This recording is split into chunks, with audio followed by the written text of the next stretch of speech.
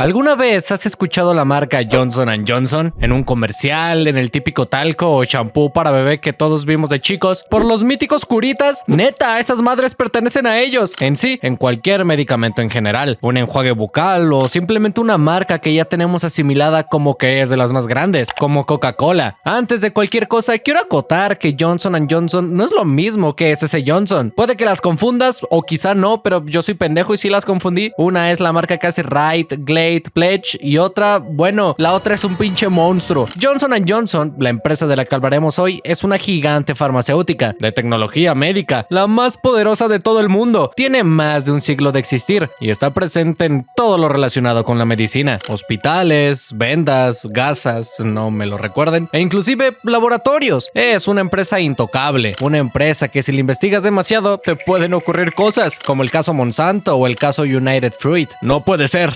Mexican ganándose otro enemigo, maldición. Cuando llegue mi hora, no sabremos quién fue. Hace un tiempo hice un video llamado La peor empresa del mundo. Aquí recopilaba los casos y las polémicas de la empresa Nestlé, una empresa de alimentos. Y muchos de ustedes en los comentarios me estuvieron recomendando investigar a Johnson & Johnson, porque han sido culpables de muchas barrabasadas a lo largo de toda su historia. Y cómo no, esto sucede con empresas enormes. Entre más pasa el tiempo, más difícil resulta mantener una buena imagen. Y más si te pasas de pendejo. Y es que sí, detrás de la reputación de estas farmacéuticas se esconden historias de terror, demandas multimillonarias, medicamentos envueltos en crisis, sospechosas cuanto menos, productos cotidianos que te provocan cáncer y decisiones que, si bien fueron criticadas, desarrollaron estrategias legales tan inusuales que son impensables que una empresa con tanto dinero quiera llegar a ser. Lo más perturbador de todo este caso es que muchas de estas polémicas pasan desapercibidas para el público en general. Mientras millones de personas seguían confiando en la marca, muchos periodistas investigaban estos casos. Porque seamos honestos, a diferencia de Coca-Cola o Nestlé, que son empresas dedicadas a los alimentos, Johnson & Johnson, como una empresa 100% dedicada a la medicina, debe enseñarnos una imagen más amigable. Y desde el inicio, Johnson's nació en 1886 en Nueva Jersey, y su promesa fue desde el inicio tener la seguridad de que con ellos ibas a tener productos médicos limpios, confiables y pensados para todas las familias, seguros. Con el tiempo, se volvió la farmacéutica más grande de todo el mundo, y te puedo asegurar que tienes más de un producto de ellos en tu baño. Ve a revisar y te vas a dar cuenta de que sí. Y como lo comentamos en el video de Nestlé, cuando una empresa se hace enorme, trae consigo poder, y con ese poder aparecen decisiones cuestionables, y esas decisiones cuestan miles de vidas. Ojalá Carnicería Chapala nunca haga nada malo. Yo los quiero mucho a ellos. Hoy, culones, vamos a adentrarnos en todos los crímenes de Johnson & Johnson. Así que por favor, editor, rífate una intro bien verga, porque hoy me voy a ganar un nuevo enemigo, y juntos exploraremos a fondo todos los crímenes que Johnson & Johnson han cometido a lo largo de toda su historia. Sin más dilación, comencemos, culones.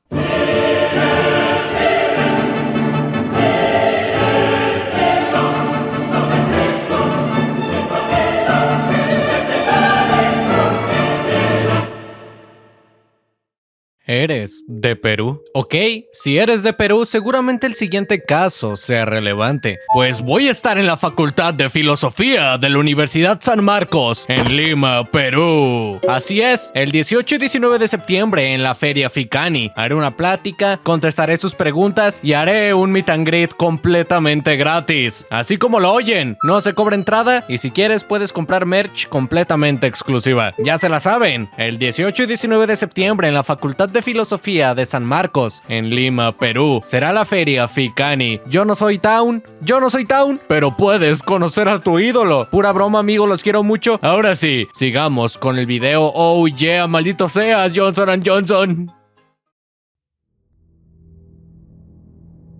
Estoy 100% seguro de que si te enseño la siguiente foto, la vas a reconocer. Así como Coca-Cola tiene, la Coca-Cola, Nestlé la leche nido y Carnicería Chapala tiene los chamorritos a 2x1 todos los jueves de chamorritos, Johnson & Johnson es principalmente conocido por su talco para bebés. Su producto estrella, diría yo, fue durante generaciones el sinónimo de cuidar a los niños. A día de hoy sigue en cada casa, pero desde hace más de una década, miles de personas, en su mayoría mujeres, empezaron a demandar a la empresa, alegando algo, terrorífico. El talco de esta empresa contenía asbesto. Y si eres como yo, que lo conociste por Malcolm el del medio y no sabes qué chingados es, déjame explicarte. Jaja, el Riz comiendo empanada con las manos. No como el Malcolm que come en contenedor, el imbécil homosexual, puto maricón. El asbesto es un mineral muy chingón, de hecho. Imagínate millones de agujitas microscópicas hechas de piedra. Es un material que no se quema, resiste el calor, aísla el sonido, es barato y hasta se la puede chupar solo. Lo puedes usar en tuberías, techos, frenos y en productos domésticos. Es una maravilla. Oye, Mexican, ¿y por qué esto es un problema? Bueno, perrito con el pito de fuera, yo creo que respirar pedazos de piedra en forma de aguja no es muy saludable. Como tu cuerpo no puede deshacerse ni expulsarlas, se quedan atrapados en los pulmones durante años. Tus pulmones se inflaman y bueno, te puede dar asbestosis. Tus pulmones básicamente se vuelven duros por todas las cicatrices que causan estas agujitas y respiras cada vez menos, te cuesta más. Te puede provocar un mesotelioma, que como su nombre lo indica, mesotelio es la membrana delgada de un órgano y oma, un tumor. Básicamente un tumor en una capa de tus órganos. Qué mal pedo. La cosa está en que el asbesto se encontró en este talco que usaban las mujeres para sus partes íntimas, causándoles, de manera comprobada, cáncer de ovario y mesoteliomas. Estaba por todos lados, por lo que necesité quimioterapia. Me hicieron una citorreducción y me sacaron varios órganos, como el útero, las trompas de falopio, los ovarios, el vaso y algunos ganglios linfáticos.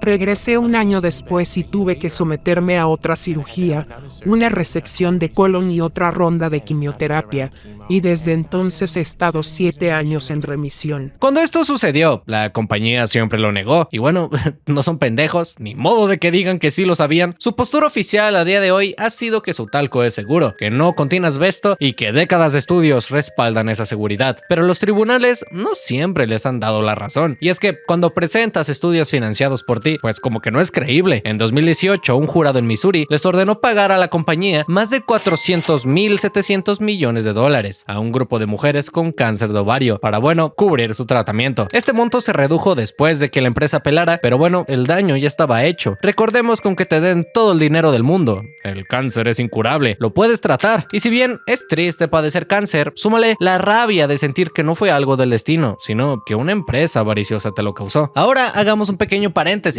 antes de seguirle tirando caca a esta empresa. En los años 30 ya se sabía que el asbesto era cancerígeno. Habían muchísimos estudios de que esa madre era peligrosa. Y esta demanda fue en, bueno, 2018, hijos de perra. Además, en esta demanda se probó que había una investigación que señalaba que desde 1970 la empresa ya sabía que su talco tenía asbesto y simplemente no les importó. Aquí hay que hacer otro paréntesis porque ¿cómo chingados llega el asbesto al talco? Aquí les quiero explotar la mente porque güeyes, ¿sabían que el talco es un mineral? La gente va a minar talco. ¿Qué pedo? Yo no sabía eso. Resulta que tanto el talco como el asbesto son minerales que se forman en las mismas zonas rocosas y cuando se extrae talco es común que queden cachos de asbesto. Ahí puedes purificar el talco que estás minando para que no tenga asbesto y venderlo más caro por el proceso o comprar el talco en crudo que obviamente es mucho más barato. Sobra decir cuál eligieron estos güeyes. Johnson & Johnson con este caso intentaron una estrategia legal que si me lo preguntas a mí es una completa mamada. La empresa creó una filial llamada LTL Management y la declaró en bancarrota con el objetivo de detener de una sola vez las decenas de miles de demandas que enfrentaban. Es como si te vinieran a embargar una casa de la que sacaste los muebles para que no te quiten nada, pero tú a tus espaldas tienes otras 300 casas. Pinches culeros. Obviamente esta maniobra no tuvo éxito y como no les funcionó, los güeyes lo intentaron otra vez. Hijos de perra, no aprenden. En ambas, los tribunales de apelación rechazaron esta estrategia al considerar que la bancarrota no se había presentado de buena fe. Y digo, cuando ganas 94,000 millones de dólares al año, cabrón, no eres pobre. Por segundo, estos güeyes ganan 3,000 dólares. What the fuck, ¿dónde es para ir a trabajar? En 2024, tras varios años de presión, recordemos que estos putos nunca, pero nunca intentaron enmendar las cosas porque siempre y siempre contrademandaban. Se ofrecieron a pagar 6,500 millones de dólares para resolver la mayoría de las demandas y durante estos años, mujeres que habían padecido cáncer con sus productos ya habían fallecido. Otras sufrían con sus tratamientos y Johnson & Johnson nunca hizo nada al respecto. Cabe recalcar que para este momento, la compañía dejó de vender su famoso talco y lo sustituyó por productos derivados de almidón de maíz. Sin embargo, este caso no ha terminado. En diciembre de 2025, un jurado de Minnesota falló a favor de una mujer de 37 años y le otorgó una indemnización de 65 millones de dólares. Todo por probar que efectivamente el talco que usó durante su infancia le provocó un mesotelioma. Tras el veredicto, Johnson & Johnson decidió contrademandarla, hijos de perra. Si mis cálculos no fallan, esta empresa genera $65 millones en poco menos de 6 horas, y aún así no quisieron pagarle la indemnización. También es importante aclarar que la relación entre el talco y el cáncer sigue siendo un tema de debate. La empresa sostiene a día de hoy que sus productos son seguros y que las demandas se basan en estudios que consideran poco concluyentes o que ya fueron refutados, pero también hay pruebas sobre que ellos ya eran conscientes del asbesto en el talco para bebé y sobre todo que los estudios que refutan estas acusaciones son en su mayoría financiados por la propia Johnson & Johnson, así como que la propia empresa ha destinado miles de millones de dólares para enfrentar las demandas y que esta batalla legal ya lleva más de una década peleándose.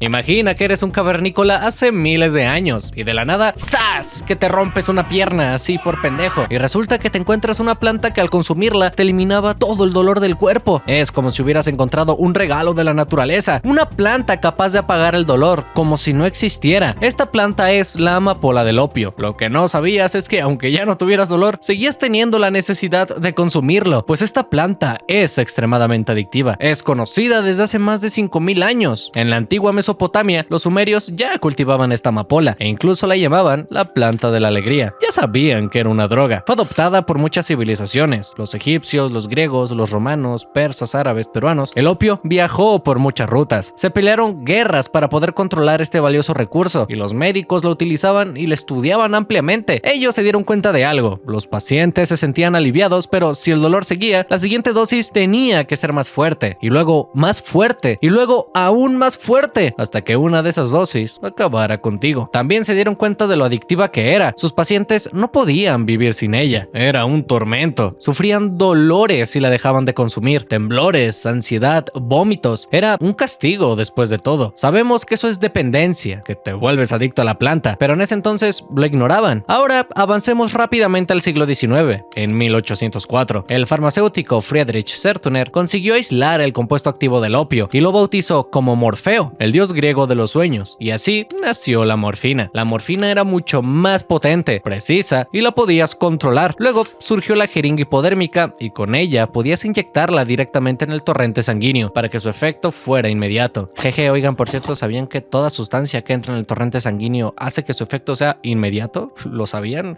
Estudio medicina. ¿No sabían? ¿Hola? ¿Alguien? Pero así como te aliviabas del dolor, también te enganchabas y te volvías completamente adicto. Soldados en el siglo XIX no podían abandonar la morfina. Se le conocía como la enfermedad del soldado. Y como si fuera un chiste, la historia se repitió. En 1874, otro científico sintetizó una nueva sustancia derivada de la morfina, mucho más potente, más eficaz. La puedes usar en cantidades menores y su efecto era aún más impactante. Una empresa alemana decidió comercializarla. El nombre de este producto era heroína. Se decía ser más segura y eficaz, se utilizaba para todo. ¿Tenías tos? Toma heroína. ¿Gripa? Chíngate una heroína. ¿Colesterol? Heroína. ¿Te torciste el pie? Heroína. ¿Tienes hambre? Inyéctate esta madre, vas a ver que se te quita. Obviamente se dieron cuenta de que era millones de veces más adictiva que la morfina. Desde la primera toma te volvías adicto. Fue entonces que a inicios de los 1900 se pusieron muchísimas restricciones internacionales. No podían negar la realidad. Sí, los opioides eran increíbles para quitar el dolor, pero también para volverte adicto y terminar contigo. Para 1920, ya toda la comunidad médica entendía perfectamente que esta sustancia era maliciosa, era como una maldición. Todo el mundo lo sabía y bueno, los científicos aprendieron la lección, ¿no? Pero entonces llegó una empresa en 1990, avariciosa. Convencieron a los médicos de que estaban exagerando el riesgo de las adicciones, que los nuevos opioides eran seguros, que podías usarlos de por vida sin sufrir nunca dependencia o tolerancia a ellos. Y como si fuera chiste, la historia se repitió. Sintetizaron nuevamente la heroína y presentaron algo aún más seguro, según ellos, que era más potente y que podías utilizar cantidades mínimas. Su nombre era fentanilo y el nombre de esta empresa ya lo conoces, Johnson & Johnson. Su papel en la crisis de opioides que hoy en día enfrenta Estados Unidos fue crucial, la mayor emergencia de salud pública de ese país, una epidemia que no han podido tratar desde 1990 y que ha provocado la muerte de cientos de miles de personas por sobredosis y ha dejado millones con un trastorno por adicción. Johnson & Johnson no solamente comercializaba pastillas a través de su filial Janssen, sino que, mediante otra de sus subsidiarias, también cultivaba la materia prima utilizada para fabricar estos opioides y se convirtió en el el actor principal dentro de la cadena de producción de opioides en Estados Unidos y en el mundo. Según fiscales de varios estados, la empresa promovió estos fármacos desde sus inicios, resaltando sus beneficios, mientras restaban el riesgo a generar adicción. Te decían lo bueno sin decirte lo malo. En 2019 llegó un duro golpe para Johnson & Johnson y para Carnicería Chapala. Un juez de Oklahoma concluyó que sus prácticas de marketing fueron un poquito muy culeras y que contribuyó a crear una molestia pública y les ordenó que pagaran cientos de millones de dólares. Fue la primera vez que un juicio por causar una crisis de salud pública en Estados Unidos llegó a una sentencia, aunque el mayor de todos los escándalos llegaría apenas en 2021. Johnson & Johnson, junto con las 3 mayores distribuidoras de medicamentos en Estados Unidos, aceptaron un acuerdo de 26,000 millones de dólares para poner fin a miles de demandas presentadas por estados, ciudades y comunidades. Básicamente, las farmacéuticas le pagaron estas cantidades multimillonarias a Estados Unidos para que esas demandas ya no procedieran. Pero ¿cómo les duele el codo para pagar a las personas a las que les causaron cáncer, De ese total, 5,000 millones de dólares los pagaría Johnson & Johnson a lo largo de 9 años, así que todavía no los termina de pagar. Como parte del acuerdo, la compañía también se comprometió a dejar de vender opioides en Estados Unidos. Significó abandonar un negocio que, según los fiscales, contribuyó a alimentar una epidemia de adicción devastando comunidades enteras durante casi más de 2 décadas. Cabe recalcar que ellos sabían lo que vendían, mintieron deliberadamente con los efectos de la sustancia que ellos comerciaban, ellos mismos las fabricaban, y aún así, ningún directivo fue a prisión, y la empresa nunca admitió formalmente haber actuado de manera ilegal, a pesar del acuerdo multimillonario que hicieron para cerrar gran parte de las demandas, mientras miles de familias ya habían perdido a un ser querido como consecuencia de la crisis. Y si bien puedes pensar que, bueno, esos estadounidenses se lo buscaron, ¿para qué toman eso? Lo cierto es que todo comenzó desde la mala praxis. Te muestran un medicamento para el dolor que funciona bien y te dicen que según sus propios estudios no causa dependencia. Como consecuencia, lo recetas para dolores crónicos, una fractura, un dolor de espalda, una cirugía, y resulta que funciona, pero no te contaban la letra pequeña, esa que te decía que te iba a dejar siendo un adicto de por vida. Súmale lo accesible que es, así como la venta de estos medicamentos sin receta, y tienes una bomba de tiempo. Esto no está alejado de nuestra realidad, Hay muchos opioides que se venden a día de hoy sin receta en varios países de Latinoamérica. El Tramadol, por ejemplo, lo puedes conseguir desde $2 y una caja basta para quitarte el dolor, pero también para engancharte. Risperdal es el nombre comercial de la risperidona, un medicamento que es un antipsicótico. Modifican la actividad de tus neurotransmisores como la dopamina y la serotonina, que seguramente ya los conoces bien, y bueno, cambian tu conducta. Este medicamento se usa principalmente para tratar la esquizofrenia, el trastorno bipolar y la irritabilidad asociada al autismo. Y lo que te acabo de decir es verdad y está completamente comprobado. Se usa para tratar principalmente la esquizofrenia y enfermedades relacionadas a los patrones de conducta. Sin embargo, bueno, Johnson & Johnson lo promocionó de otra manera. El Departamento de Justicia de Estados Unidos investigó el cómo Johnson & Johnson promovía este medicamento, y es que lo promocionaba para tratar otros padecimientos que no tenían nada que ver. Por ejemplo, su uso en adultos mayores con demencia o en niños y adolescentes, incluso antes de que existiera autorización específica para este grupo de pacientes. Pero eso no era todo, sino que las múltiples demandas afirmaban que la empresa conocía un efecto secundario importante y que no solamente no lo comunicó, sino que nunca lo dijeron. No existía ni siquiera en la letra pequeña del medicamento, la ginecomastia, una condición que provoca el crecimiento normal del tejido mamario en hombres y niños. Uno de los casos más conocidos fue el de un joven que comenzó a tomar Risperdal cuando aún era menor de edad. Primer error, todo para tratar su trastorno del espectro autista, y con el tiempo desarrolló ginecomastia. En 2019, un jurado de Filadelfia le concedió una indemnización de $1,000 millones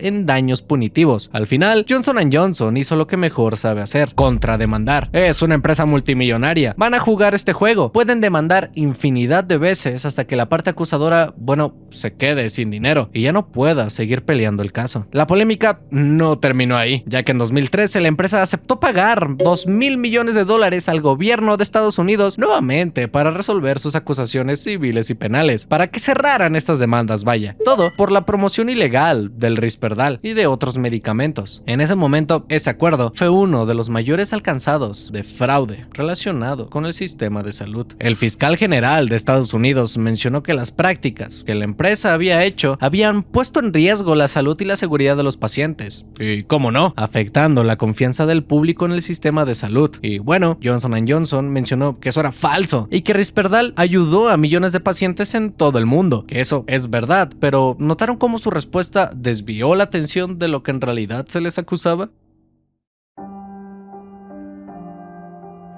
¡Ay, estos cabrones! Johnson & Johnson, a través de su filial The Pew Orthopedics, fabricaron y comercializaron durante años dos prótesis de cadera, conocidos como ASR y Pinnacle. Ambos utilizaban un diseño de punta, metal sobre metal, una tecnología que en su momento fue presentada como la alternativa más resistente y duradera para tu nueva cadera biónica, cabrón. Antes de continuar, quiero que todos estemos en sintonía. Esta prótesis no te cambia toda la cadera, sino que reemplaza la cabeza del fémur, que es esta bolita de aquí, y el acetábulo, el hueco donde va la bolita. Y tu pierna puede tener todo el movimiento natural. Si tienes algún dolor, una fractura o necrosis, esto te podría ayudar. Ahora bien, los implantes de Johnson & Johnson fallaban en un 50% de las veces. Era tirar un volado para que tu implante no fallara. Te causaba dolor constante, te dañaba los tejidos porque el metal se iba desgastando, lo sentías en tus huesos, y la solución fue, como adivinabas, que te operaran y te quitaran esa madre. The Pew, como estaban bien paniqueados, mejor retiraron del mercado mundial su prótesis y dejaron de comercializarla. Todo porque las demandas se comenzaron a acumular. Solo en Estados Unidos, Johnson & Johnson tuvo que pagar más de $8,000 millones para compensar a miles de pacientes afectados por su prótesis mal hecha. En España, una enfermera también tuvo problemas con su prótesis, quedó con secuelas permanentes, y como siempre, tras 10 años de pelea y de Johnson & Johnson negando las acusaciones, finalmente la corte falló a favor de la enfermera. Y puedes pensar, bueno, un error lo comete cualquiera. ¿Cómo iban a saber que esas prótesis fallarían? Pues lo sabían. Según documentos presentados durante los juicios, la empresa ya conocía que estas prótesis fallaban durante las pruebas, y con mucha frecuencia, todo antes de siquiera empezar a comercializarlas. Y como siempre, Johnson & Johnson negó estas acusaciones.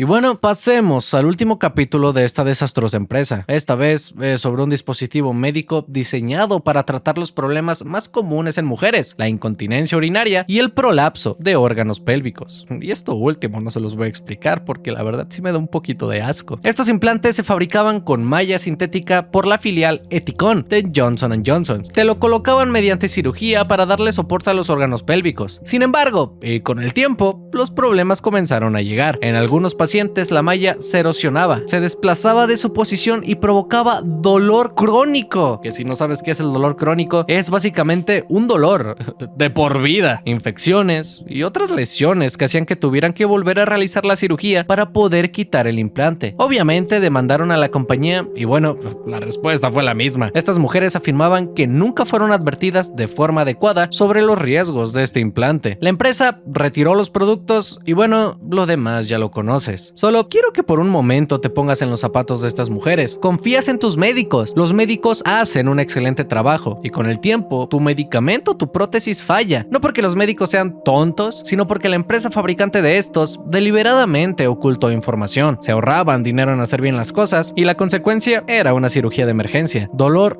de por vida y hasta un cáncer. Solo piensa en cómo a las farmacéuticas no les importa realmente venderte un producto de calidad. Solamente quieren sangrarte todo el dinero posible y los efectos secundarios, bueno, se quedan en segundo plano. Al final del día, como en el video de Nestlé, esta empresa tampoco enfrentó las consecuencias. Ningún directivo fue a prisión, aunque fueran conscientes de lo que hacían. Imagina aceptar una prótesis para volver a caminar, tomar un medicamento para tu enfermedad o simplemente comprar talco para tus patas, sin saber que por la codicia de multimillonarios, eso te va a terminar trayendo problemas a futuro. Vivirás con dolor de por vida, todo por la avaricia de personas arriba de ti y de mí. Y es que ve las cosas como son. Los científicos hicieron su trabajo. trabajo, los médicos hicieron su trabajo. Fue la empresa la que deliberadamente ocultó información para vender sus productos defectuosos. Confías tanto en una empresa para que al final te termine fallando. Y a diferencia del video de Nestlé, esta empresa no vende botellas de agua, son medicamentos que en lugar de salvarte la vida, te la perjudican. Solo imagina un momento el futuro. La próxima gran crisis farmacéutica no será un error, se va a convertir de hecho en una decisión tomada por personas que conocían exactamente las consecuencias, pero decidieron ignorarlas. Y nosotros, como consumidores, tenemos la obligación de no olvidar esas decisiones, porque nuestra memoria va a ser la única herramienta para impedir que la historia vuelva a repetirse. Increíble. Otro video, otro nuevo enemigo ganado. Si este video tiene mucho apoyo, quizá haga un video sobre la siguiente empresa malvada, Coca-Cola o yo que sé. ¿Conoces una empresa que haya hecho barrabasadas igual de grandes que Nestlé y Johnson & Johnson? Coméntala aquí abajo y deja tu like para la siguiente parte, culón. Yo fui el Mexican López, aunque durante todo este tiempo estuvieron viendo a este perrito con suéter. Y nos vemos en la próxima, culones. Adiós.